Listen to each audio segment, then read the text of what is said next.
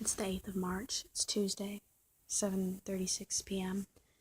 Number one, my throat is starting to hurt again. I don't know what it is. No one's been coughing on me. But, I get really mad when things like this happen. You start to feel sick and you start to hurt. Like, your body starts to hurt out of nowhere. It's like, really? Oh, who did this to me? You know what I'm saying? Like, who did this to me? I'm gonna, whatever. Like, you wanna mess them up, Really? This is what you did to me, huh? You know? Maybe it's just me, like, feel like that. It's just an annoyance. It's a constant little nuisance. I know. Everyone gets sick. I know. But it's like, when it comes out of nowhere, that's what really annoys me. Like, I've been doing everything I can to try to be away from people who are constantly and can't cover their mouth. You're walking through the hallways or the building of your job and they want to sneeze in the air. And then when they know you have to, it's like a narrow hallway and they know you have to walk in that same puddle of air to get to where you have to go. I guess people really walk like this. Here we go. Anyway, what is it, like the episode of SpongeBob when, like, he couldn't tie his shoes and, like, his feet were, like, he was, like, in those boots. And anyway, whatever. All I know is that, it's a pretty weird way to start a really sad video, huh? I cried for 2 hours last night. 2 hours. In the middle, I wanted to, like, I'm aware. I felt when I was starting to get a little out of control, in the way that literally it just, I couldn't control things anymore, where I knew it was going to lead to just whatever was going to happen. I just knew that whatever was going to happen, whether it was being really upset and crying, or whether it was being really upset and hurting myself or whatever, or thinking about dying or wanting to die, it was going to be freelance. It was going to pour like a rush. It was going to just rush out of me. That's what I mean when I can tell when it's getting to that point. I know, even though I'm not here yet, I can see, the lapse where it's going to happen.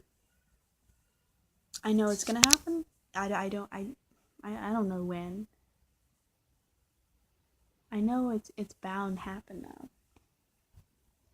5 minutes from now, 10 minutes from now, maybe even an hour from now.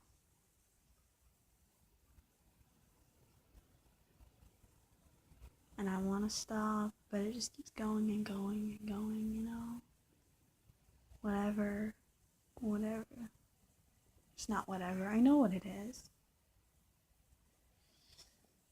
I know what it is, man. I was thinking about making another dysphoria video. It was a lot of heavy dysphoria. I think I made 2 so far of heavy dysphoria videos. Yeah, but I had another. I was thinking about doing another one, turning on this right here camera last night, but I was so worked up. I was like, fuck it. What's the point? Why do I do that? Why do I show that? Show that this is real. You know what I'm saying? Maybe someone's like, well, everyone cries. Well, me now. Shut up.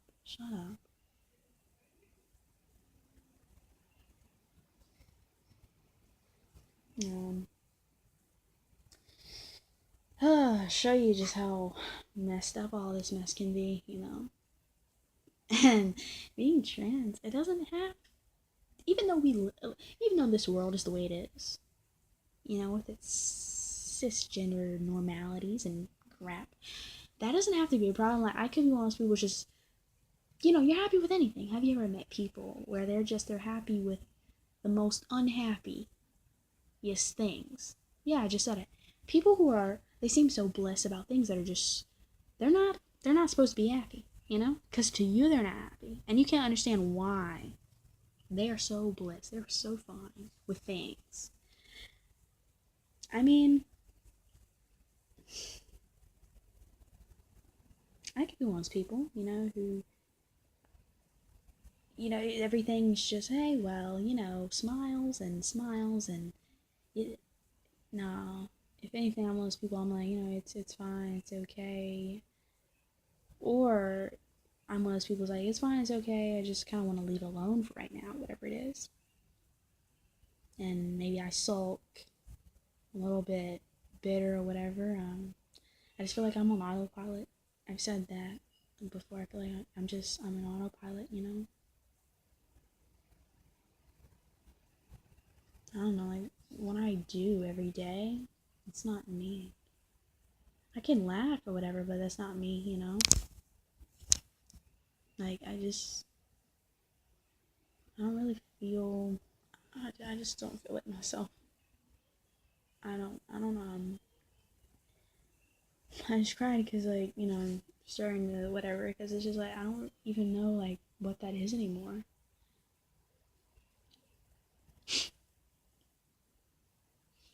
I don't even know, like, what that is anymore, you know, like, myself. I don't. And there's this thing, like, maybe someone is saying, whoever happens to keep up with this crap. Someone's like, what do you mean? Okay, no, okay, I have to put on the voice. I have to put on, like, a voice, okay? This is someone. What do you mean? You're John. No. No. I know. Okay? I know who I want to be, and I know how I want things to be. And even though I'm not that happy person about being trans all the time and crappy trans issues, like, even though I'm not that bliss person, you know, like the most blissful person about it. He was like, hey, everything's fine. I can't use the bathroom. I have to walk 10-15 minutes away from my class and then 10-15 minutes back. But it's fine. Even though I'm not the most blissful person, I will say that I managed to just, like I said, on autopilot.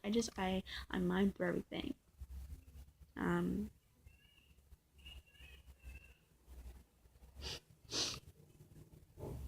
I do feel like there's an image that I really have to keep up. Not only because I've already said this, I feel like I have to be a step ahead of all the other guys. Like, I have to show the most masculinity. I have to try to one up myself. So I'm in competition with the other guys around me as far as showing masculinity, you know?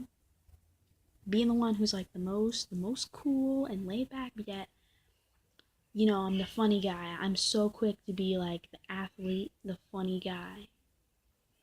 You know?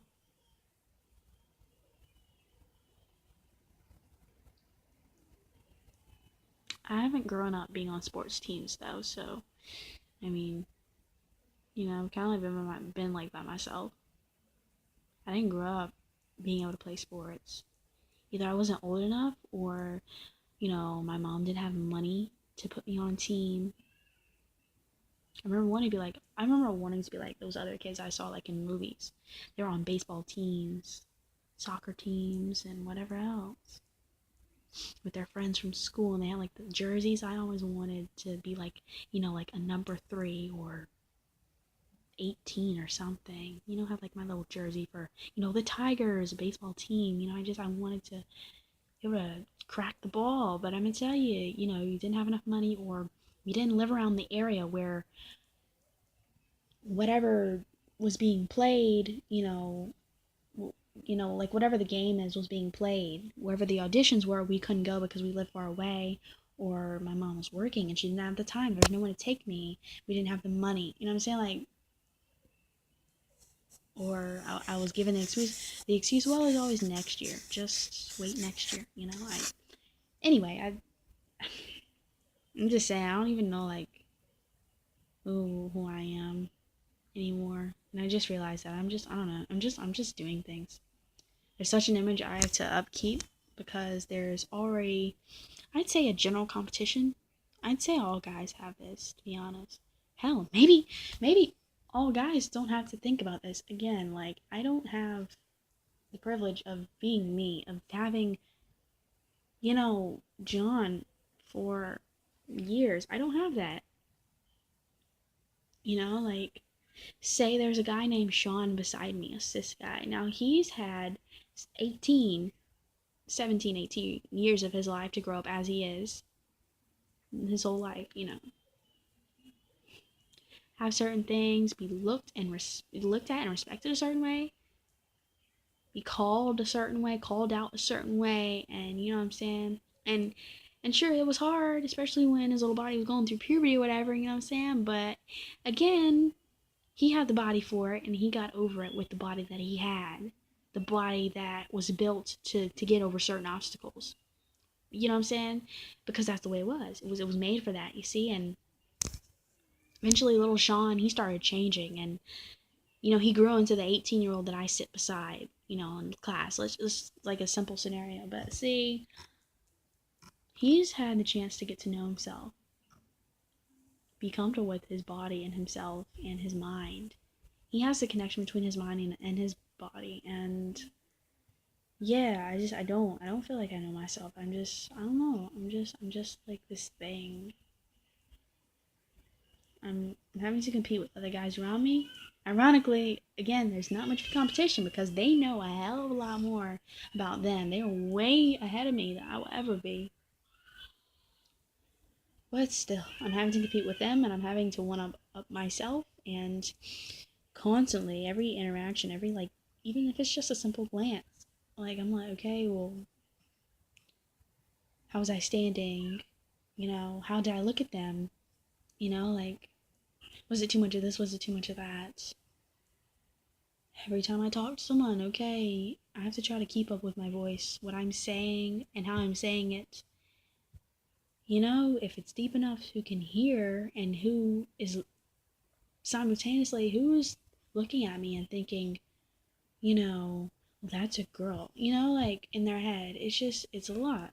So yeah, I don't feel like I'm myself, because there's so much of a role that has to be put on all the time.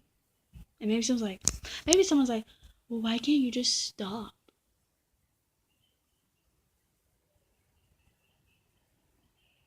Why can't I just stop? I I don't know. I don't know, man. I mean, if I could just have a dick, I would love that. I would just. Okay, I get it. Maybe here's the part where someone's like, maybe, okay, two scenarios. Either someone's like, oh, boo hoo, or someone's laughing. Ah, look at you. You have tears in your eyes. Oh, this is so pathetic. I can't believe there are people who are this pathetic in life. Yeah, I mean, fuck me. Like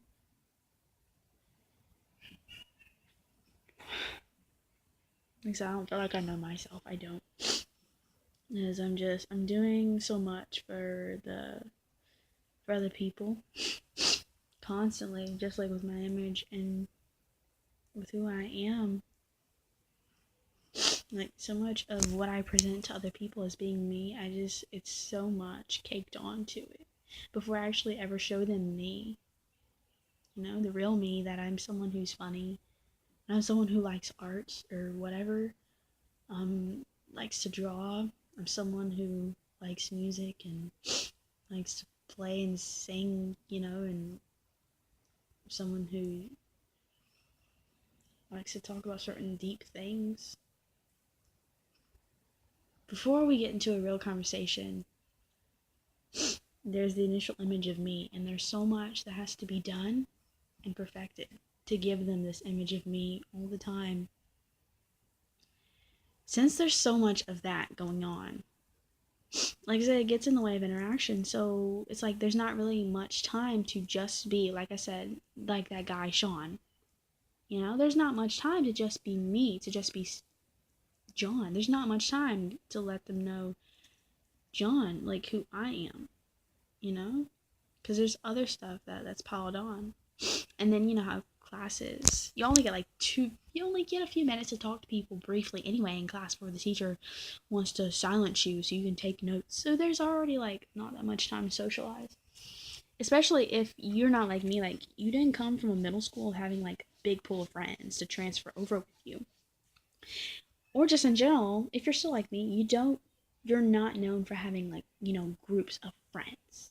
I can have one, or I have a few scattered buddies around who are in different groups and cliques, yeah, sure, but it's not like I have like a whole gang. I don't have gangs scattered around, you know what I'm saying? I can go to a group, hey, and everyone knows me, accepts me, and just takes me in, and no, I don't have that. There are a few scattered buddies I have, but yeah, you can say I'm like thirsty for friends, I guess. But I don't know. Like I said, I mean, it's not like anyone really gets to know me, really, because before me, there's this other thing, like there's this other image on top of me, you know? And when I say image, I mean so much more than just physical. Anyway, I know that that's not the first time that I've cried at night. I couldn't go to sleep. I just kept thinking about things and dysphoria from what I was thinking, and I tried to put away. I tried to say, stop, I don't want to do this. I don't want to deal with this tonight. I just want to go to sleep. Not tonight. I don't want tonight to be another random night where this happens. But it turned out to be that, and oh, my throat hurts so much. I was really tempted last night to try to get rid of the pain by cutting, but I didn't. I'm kind of worried because there was like the lingering temptations to do that, to just hurry up and alleviate and just get rid of what I'm feeling.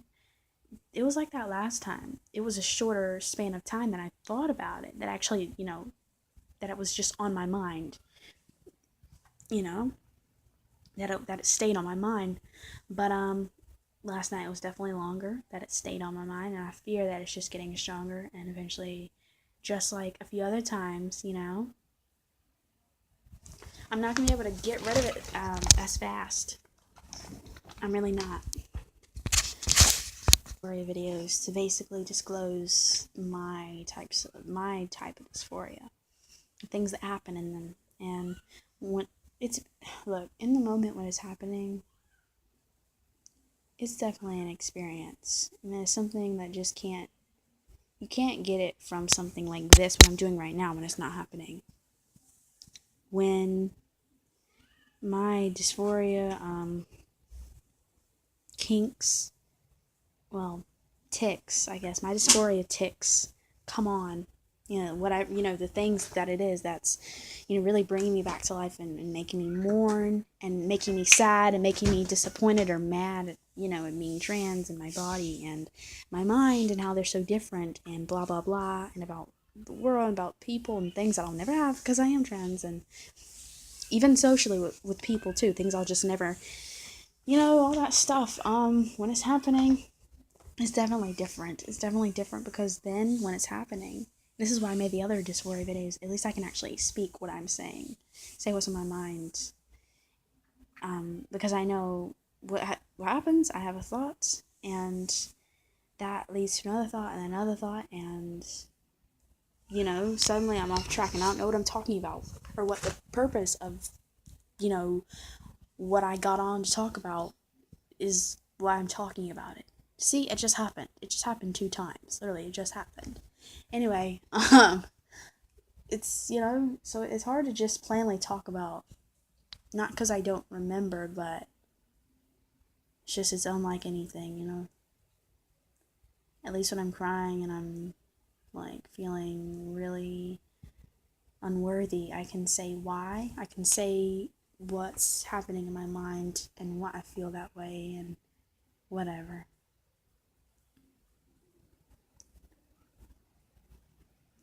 I remember one night I was up for a while, but last night I was up for 2 hours, just crying. And I tried to stop, and I wanted to stop, but just kept coming back and coming back.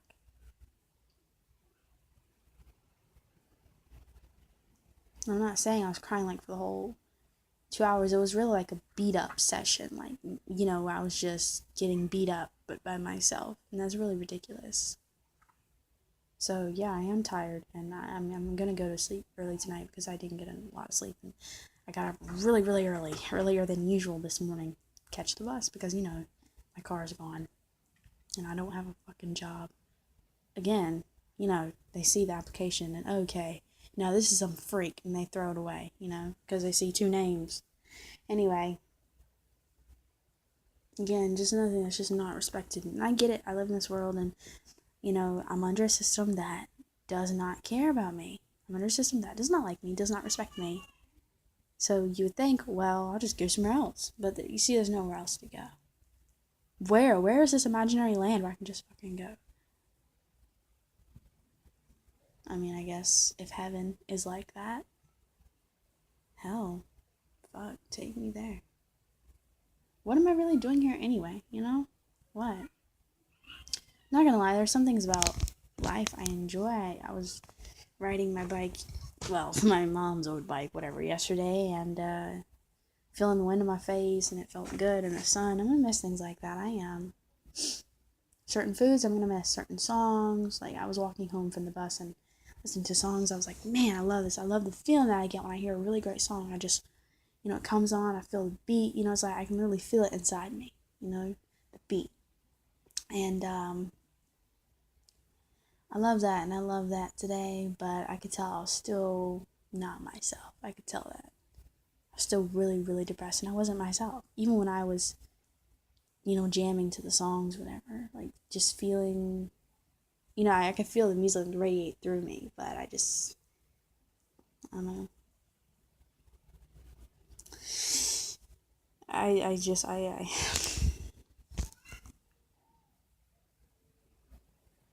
yeah, I cried throughout a lot of different periods of those 2 hours. And I know I thought that I was done crying, then I start crying again.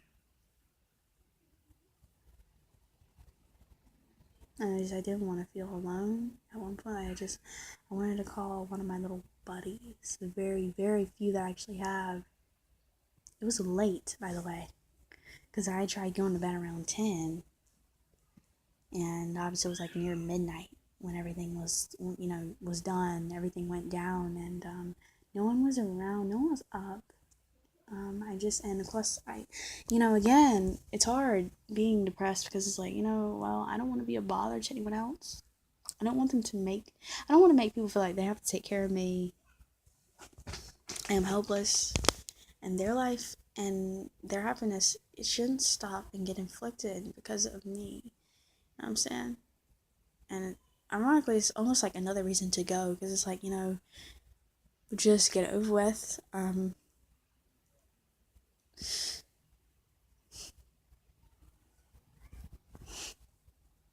It's like,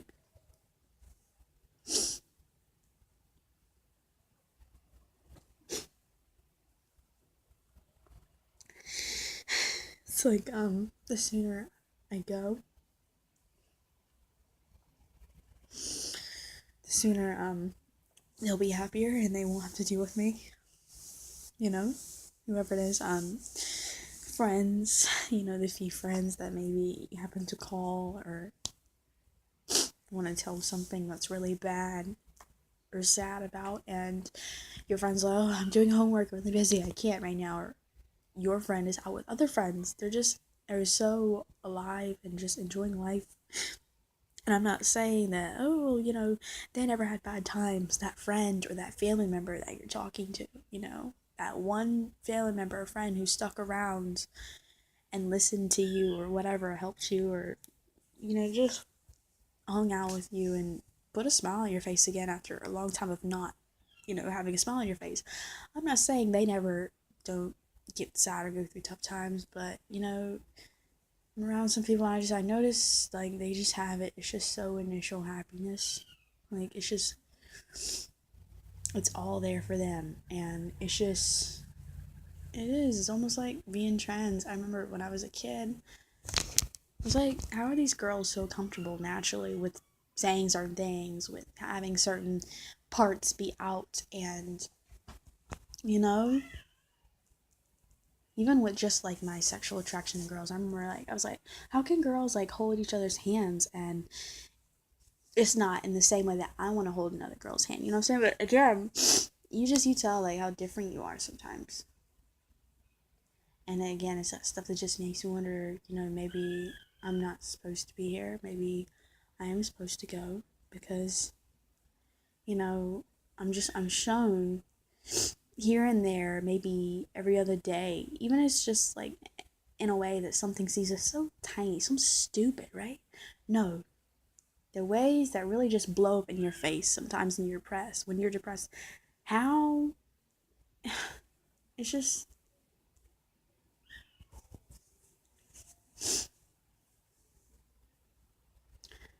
you know that line, the pursuit of happiness.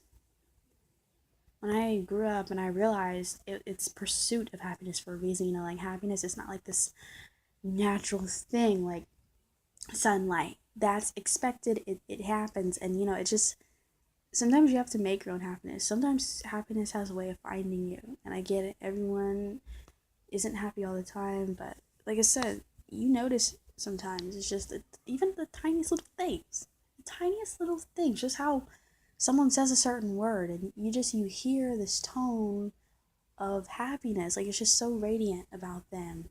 Not just one person you happen to randomly be beside, but the whole the whole group in the room, and you just realize just how disassociated you are, you know? And maybe it's just me. I need to come out of my shell a little more. I don't know what else there is to do. I already talk to random people. I already do. I already smile and try to make jokes and talk to random people. There's not a connect with me and people. So I have a very scattered few buddies, but I mean, that's, no. They go on about, they do their thing, and I'm gonna tell you, 9 times out of 10, let's say there's a single class or whatever. Let's say one of my buddies, they go over to their big group of friends, or they let their group of friends embrace them rather than, you know, thinking once to look back at me and possibly give me signals that, hey, you can join in, or hey, you know, I want you to come over here and talk to me. Really? I did realize how ridiculous it was, and I wanted to stop. I realized it was ridiculous because it's like I'm crying and, you know, no one's actually hurt me. I'm literally crying at my own expense. I'm crying because of things that are in my life, and, you know, being trans, I'm not gonna lie, it's something that hurts me a lot. And I know, again, it's like, well, why? And then why don't you just stop? I mean,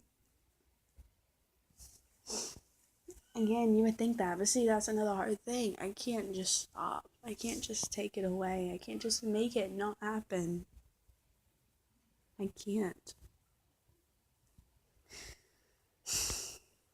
It's not because I like this. It's not because, you know, I like to be different and I like pain. No, I don't like how people look at me. I don't like how people do that.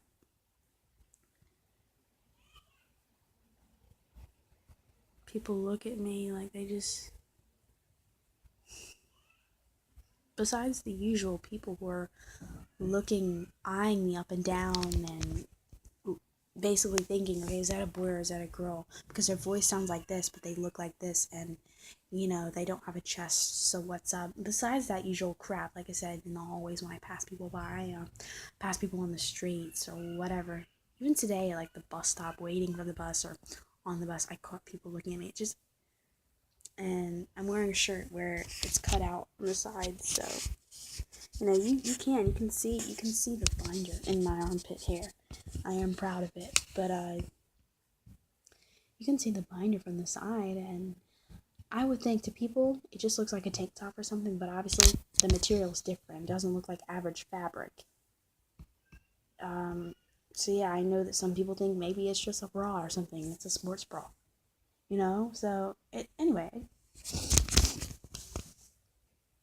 Besides the general stare is like old, to be more specific, teachers, like older teachers who I used to know and like and be so sweet to, and the same thing was reciprocated from them to me.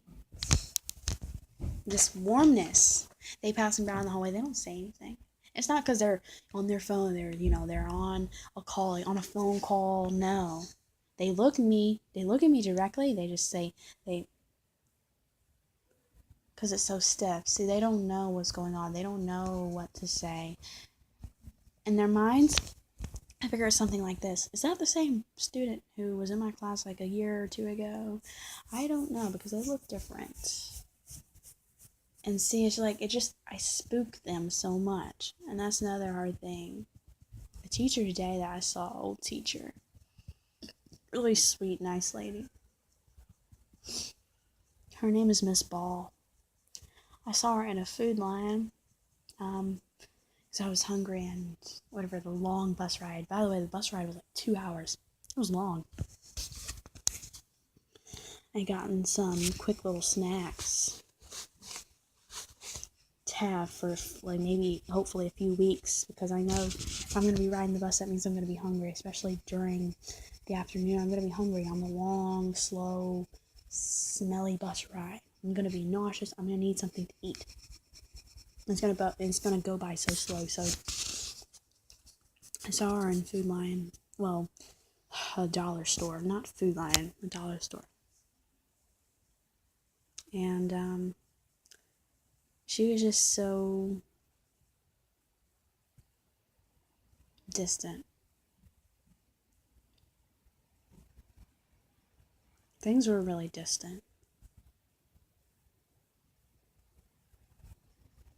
She's not the only one. I mean, other teachers, they just look at me, they don't know what to say. I'm not even saying that in the way, like, they don't know whether to address me as, quote, a boy or as a girl. They don't know what to say. It's like they're spooked. They're so freaked out. And I know the difference between the general, curious stares, the jerkish, curious stares. Where people, like I said, are eyeing me up and down there and looking at me. Or even the stupid questions, are you a boy or are you a girl? Aren't you a girl? Weren't you a girl last year? What's your name? No, your real name. Besides the stupid questions, besides the general jerkish stares I get every day, even by teachers, like my teachers. Yeah, that hurts. Because people are literally spooked by me. People used to, like, quote, give me forms of love. Like, little buddies I had, like, throughout passing years of high school. They're so spooked. They see my face, and they see my chest, and they hear a teacher call me by another name, and they just, like, distance themselves so much. And what can I say? What can I do? Can I go up to them and be like, hey, I've tried to do it a few scattered times, like, hey, you remember me? Well, I go by John now, or da-da-da, or whatever, and I try to slip in that I'm a guy, and this, and this, like, clever ways, but, I mean, they're just so confused. I guess it's like the job application people, they just think, oh, freak, freak.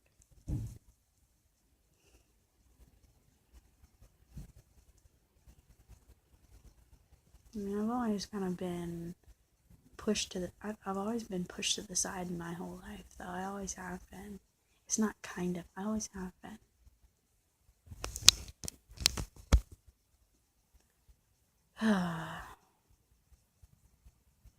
For a few reasons. Some weren't my fault. Some weren't my fault because it was literally just a part of me, like it was me, but I'm gonna end it like this. Last night, basically all I kept thinking about myself is how much of a freak I am, because I'll just never be able to do this, and I'm fake. And even if I do get those hormones, let's say I work out and I get really buff, right? It's only I'm gonna be this fake freak. I'm gonna be fake, and I'm gonna be such a freak. Because, alright, the top is pleasing, right? Like, I'm gonna, the top half of my body is gonna be great. It's gonna be so pleasing. But see, it gets to a point where, below my waist, where it's like, oh, okay, yeah, that's weird, that's freakish. And to be honest, because the bottom isn't taken care of, it just puts the top, my like my chest, like my pecs, or my biceps, what I'm saying, like that really masculine V shape that I work so hard, extra hard to get, because again, my body has naturally curves. Naturally, there's these curves that go in to my side, so I have to work extra hard pumping my chest out. You know what I'm saying? Pumping my chest out. Working my back. extra hard to get like this, to get like the typical masculine V. I have to work so hard, really hard, really, really, really hard, because again, my body is physically set back than those other guys who, to be honest, they already have, a V shape or a naturally slimmer shape, you know what I'm saying? They can get that V shape easier than I will. But it just, when you get to the bottom of things, literally, when you get to in between my legs, it's like, okay, it really puts to shame the top. I'm not just saying all the hard work I've done to get it like that, but it makes it seem insignificant, because it's like, well, okay, so the top half of me is pleasing, and it's going to be attractive to women or whatever. That's going to turn them on. That's going to make them think, ooh, he's strong, I like him. Even for a short guy, you know what I'm saying? Muscles are muscles, whatever. Even though, of course, I still feel dysphoric, because I'm like, okay, well, I'll be like a short guy. Even if I'm buff, I'll be like a short, buff guy. And again, I'm short, I'm light skinned, and I have feminine qualities, so it's like my muscles are basically going to be what I fall back on every time. My muscles, my charm, how I'm able to make girls laugh. These are things that really, like, we assess. What can I fall back on? Okay, I'm pretty darn smart. I can fall back on that when it comes to girls. You know what I'm saying? When it comes to ladies or impressing them somehow. I'm whatever. I can balance a checkbook. I'm good at taxes. I don't know. Just little, things that may seem stupid, we fall back on. We're like, okay, well, girls too, they're like, okay, well, I am fat, but at least I have big breasts. Or my hair is really short, but at least I have big breasts. You know what I'm saying? Like, they really, especially when it comes to when you don't really like yourself. I don't mean parts of yourself, because to be honest, like, if you don't love yourself fully, then you don't really love yourself. Like, because certain parts of you, whether it's behaviors or even just physical aspects of you or whatever, thoughts that you have, it's always going to be something that you hate. It's always going to be something that you pick at and bully yourself for the most. It's important to really, really love yourself. Not just certain parts, but the whole thing. Because like I said, it's going to put everything else to shame if you don't. What's the point of loving this and that about your body or about your personality if you don't love this and that? You don't really love the whole thing. And anyway, it puts the top, it would put, the top half of me, the really masculine looking part of me, to shame. The bottom half. It looking the way it does. And still not giving me the ability to be able to pee. Really pee, really go to the bathroom. And I know someone's like, well, you can get bottom surgery. Look, do you know how much money that is? Do you know how much pain that is? Like, that is a lot of pain. That is a lot of mental prep. That is a lot. And top surgery would be too, but I'm gonna tell you, that is a lot. And then for it not even to function a certain way, that's another slap in the face. It just, come on. So again, I'm forcing myself, okay, so do I want to wait like 30 years until, bottom surgery is perfected the way any other guy's penis is? Do I want to wait? Do the math. 30 more years, I'm going to be 47. I mean, I'm going to be an old man. I mean, I may not be able to hit it and quit it. You know what I'm saying? Even though bottom surgery, as it is right now, may be somewhat pleasing sexually, and again, it's like, how can you miss what you never had? You know what I'm saying? So, it's not like I can complain, oh, it doesn't feel like a real penis, because, I get everyone's different when it comes to sex, and every guy's gonna feel things a little bit differently when it comes to sex, but, and also that average sexual pleasure feeling, I won't know anyway, because, I've never had that cis penis, but I'm gonna tell you, I'm probably going to have to learn how I would get my sexual pleasure through my penis. I would have to learn that. Definitely, to learn it as it is. I guess all cis guys had to do that at some point, right? They had to learn to love certain things about themselves. If anything, I would just hope that, number one, my hair wouldn't fall out, I wouldn't go bald, and that I wouldn't suffer from, like, pre-ejaculation. I wouldn't just, like, I wouldn't ejaculate anyway, but, I wouldn't like come like really fast. Because that's a real mood killer. Like, come on now. To go from like being like, pretty darn good and stable to, yeah, that would be really, depressing. But it does trip me out. It doesn't function a certain way. It doesn't. To be honest, what I've heard and seen about it, what I've looked up, you can't even get an erection. You really can't. The rods, I've heard there are rods you can put in there. That just sounds really uncomfortable. It sounds like it'll hurt.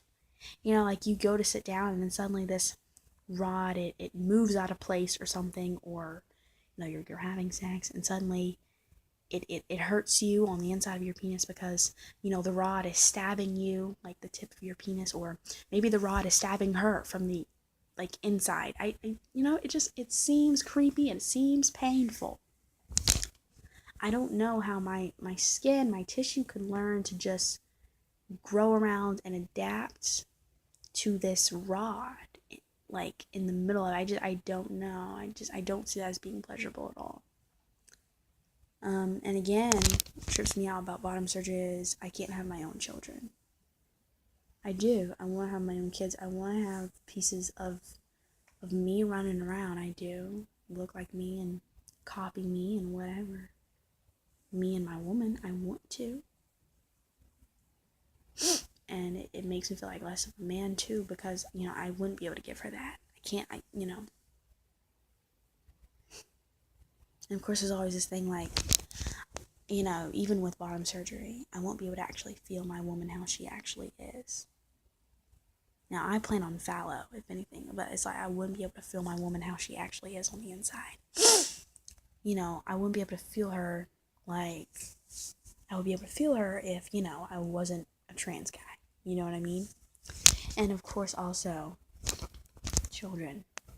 I feel sorry. I feel like a really sorry man because, I can't even have my wife bear children for me. That's really pathetic. I see it as really pathetic for me. I can't speak on anyone else. To be honest, if anyone else came to me and any other guys like, man, I'm infertile, I can't, my sperm is bad, I have a low sperm count, oh man, I feel for you, that really sucks. But no, it's not like that where I get to just like stand on the outside and watch it. No. I'm in the situation. And like I said, am I supposed to wait 30 or 50 years until things are better, somehow evolved? I mean, even if somehow like that is possible for me to be able to like have sperm, what else is going to go wrong? Like what other problems is going to come up? Because I feel like something else, like another problem, like, because even with the surgeries that they have now, it's like, okay, you'll be able to have like really great feeling and sensation. That's all your natural part. In other words, I'm talking about like metoidioplasty.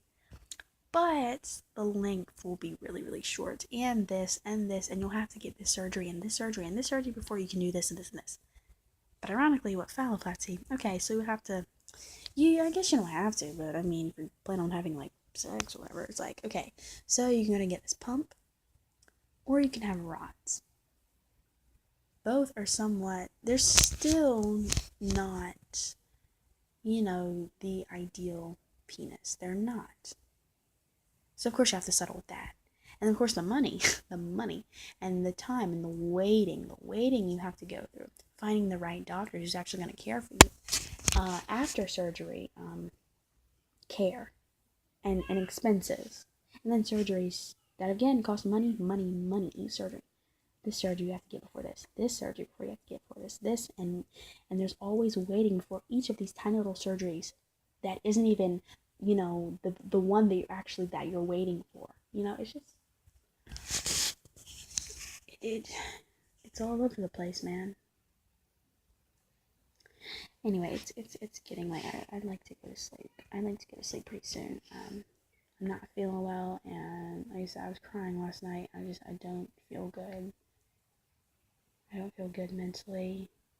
My throat hurts. But again, if this right here is good, like, you know, just getting this out is better than just keeping it in my head, because when I'm around people, that's what I have to do. I can't say this stuff. When people are complaining, oh, I broke a nail, or, you know, oh man, you know, I wish, like, a guy, he's 6 feet. Or no, he's like 5'8". Man, you know, I wish I was like 5'9". Shut up. I wish I was 6'2" like Daryl. Shut up. Dang. And like his feet is like a size 14 or whatever. Even if it's 12 and a half, dude, my size is a 7.5. Come on now. Even if you are shorter than, you know, 6'2" Daryl, you're not 5'3". Come on now. And I said for those people who were like, oh man, you know, I need to fit into the size 4 prom dress. Oh god, I'm so fat.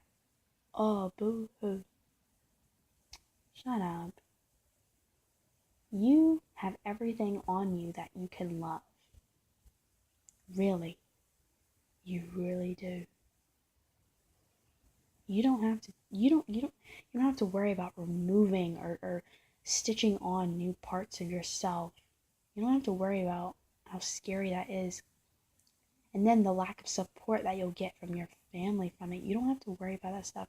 When people look away because they're so spooked by you, when people don't even look at you, or when people, whenever they do, they want to address you with ma'am and she, and they want to look at you, you know, like they just want to, you know, pull down your pants and see what's going on there. You know what I'm saying? Like, come on now. When people are talking to you and they're smiling in your face, but you know that they're thinking that you're a freak. You know that they're thinking that you're a girl. It just, come on, when you're a guy, it just,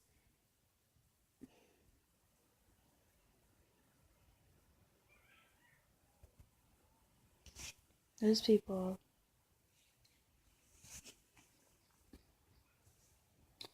oh, I'm so fat, I need to fit into this prom dress. Oh, you know, my feet won't fit into these shoes that I really like. Oh, dang. Shut up. Just shut up. I'm tired right now, but I had to just throw that out. I had to throw that out there. There's so much. Again, I can't say in your day-to-day, like, hetero cis world, I can't say. These people and their problems. Oh, I didn't get on the football team. At least when you raise your hand and volunteer for the football team, you don't get laughed at. People don't look at you like, you're a bit inadequate. Come on now. When you try to stand up and go out for the football team, people either look at you like, yeah, you go girl, feminism. Or they look at you like, oh, you know, you're just trying to be one of those girls who wants to prove that, you know, she's tough enough. In other words, you're one of those girls who people are annoyed with for proving that, hey, girls can do it too. When in reality, it's not the fact that I'm a girl and I'm going for football. It's just I want to go out for football. I want to pass. You know what I'm saying? I want to pass the football. I just want to play football. And, you know, it would actually make me feel better if you could, you know, not see me as a girl going out for football, and how it has such a spirit about it. No, it's not about that. I just want to go out for football. I want to play soccer and not be put on the girls' team. Not have to, like, locker room with other girls and be put in their place, you know? And like if I happen to fall down when I'm trying to kick the ball, I don't have a bunch of girls rush over to me and female coaches, oh honey, are you okay? Oh sweetie, it's okay, trying to pat me and butter me up. You know, I'm hinting on like that weak stuff, you know?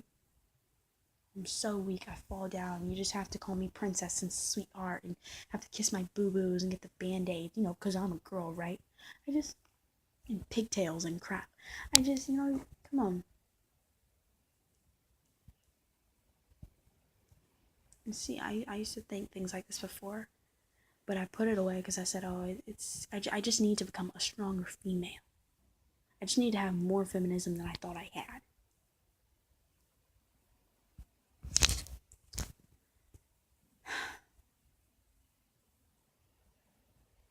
And of course, like I said, I haven't gotten to know myself as John for 18, 17 years of my life. So, to be honest, imagining me as like a little boy being put on the boys soccer team and everything, because I loved soccer. I wanted to go for the team, but anyway, there are always complications. It's a little bit weird and it's intimidating to think, yeah, I mean, if that actually could have been me, like that little boy on the team. It's still intimidating now as a man to be on like the men's soccer team. It's intimidating being around all these other men and these social things. Like if you just slip up that one time and say something that's a little bit off, it's like you have this fear. Okay, well maybe they think less of me now, but it's greater than just the average guy when the average guy says that. They make fun of guys on TV shows all the time if the guy, somehow, if, like, the guy's sister put eyeliner on him, like, when he was sleeping, or mascara, or blush, or whatever. Yeah, I know what all those are, yeah. I don't know how to use them, I don't know. Don't ask me to put on your makeup, because you'll just, anyway, yeah. Don't ask me, don't know, because I'll mess you up, literally. You go to like you go to like your interview and you look, don't do it, don't trust me.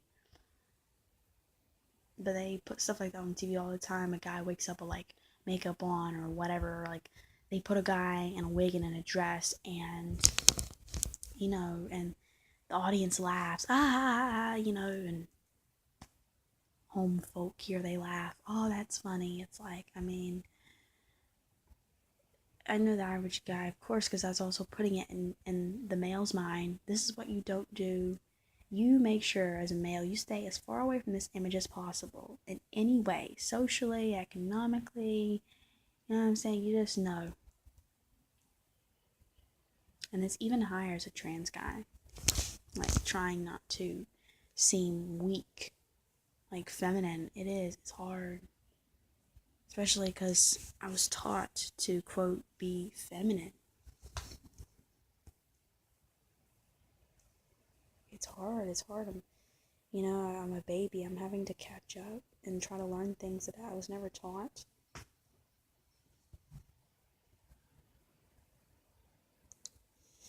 I can't ever undo that. It's naturally, initially there. And some things they'll always be. And I always have to try to correct myself. In the moment when I find myself standing a certain way or moving a certain way, whatever, again, because of, how things were for me when I was younger, I always have to try to, correct those things for the rest of my life because, I didn't have the chance to get to know myself, to get to grow into myself and get to grow into who I was supposed to be. I mean, I just started having serious pronoun dysphoria. I was already having body dysphoria before I knew what the hell it was. And that was in the 6th grade. And probably earlier, I'm not thinking of right now, I just can't remember. I know at my appointment, my trans appointment, I know that I said something I mentioned how in a certain grade level, it was way earlier than 6th grade too, how I felt weird. And I just can't remember right now, but, there's nothing I can do about it. I literally had things just taken away from me. And I was told, you're a girl, you're a girl, you're a girl. This is what you do, this is what you don't do, this is how you act. And then when I stepped outside those bounds, I was corrected. I was automatically policed. And I was taught, from here on out, you don't do this anymore. And it just stuck with me. I learned, this is what you do, this is what you don't do. This is how you cope. This is how you survive, This is how you will be, this is how you will act. And, I can't take those things away from me. I just can't. Because that's literally all I have. That's all I have. I'm not even talking about with anything just stupid like with toys or Legos I didn't have growing up. I'm not talking about that. Take something simple like just sitting. I remember my mom telling me I would sit like in a crisscross, like the dress or a skirt, and she was like, no, close your legs. And I remember hating how I'd have to sit. It was just so weird and uncomfortable. Like, I had to like bunch up my legs a certain way, or she's like, no, we'll sit on your legs at least, and the hair bows and flats, and it's just, it just, I just went with it because, that's just how it was. I mean.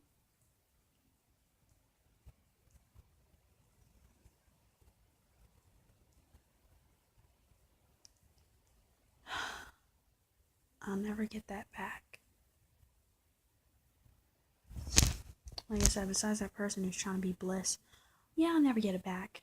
But I sure as heck can make the best out of it while I can. I can make the best out of it while I can.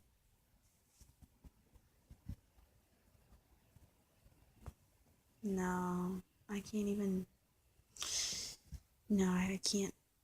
There's no happiness in trying to just be decent about it either. Like, I am. I am really sad. I'm sad that I'll never get that back, and I'm sad that even just being sad about it does nothing, you know? And that all I have is to try to make, this messed up situation that I have of not being on hormone blockers to stop stupid female puberty from happening to me anyway. And also just period, just being born in this body. It's like,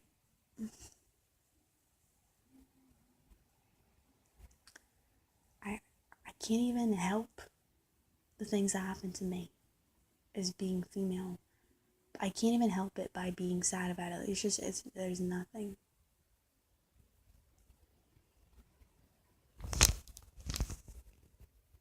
Again, I was never given the chance to grow into myself, to get to know myself.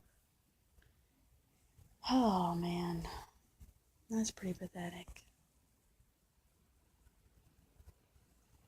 So many things just taken away from me.